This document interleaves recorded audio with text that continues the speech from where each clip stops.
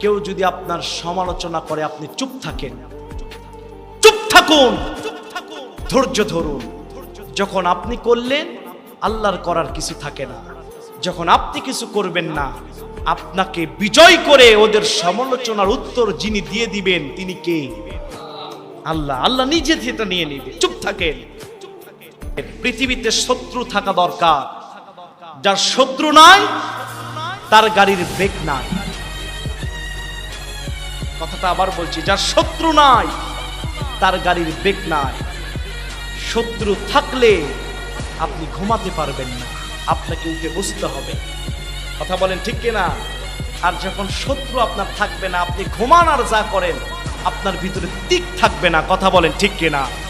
সফলতার জন্য তিনটি জিনিস প্রয়োজন।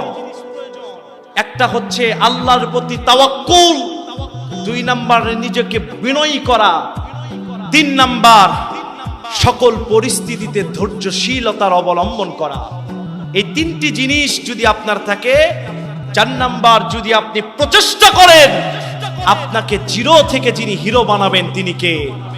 আপনার সমালোচনা যিনি করছে তাকে করতে দিন, প্রয়োজনে তাকে একটা হ্যান্ড মাইক কিনে দিন। বলবেন হুজুর কেন? সে তার কষ্টার্জিত কষ্ট করা আমলগুলো আপনার জন্য সব দিয়ে দিচ্ছে, আর আপনার সব গুণাগুলো সে নিয়ে নিচ্ছে। কথা বলেন ঠিক কিনা?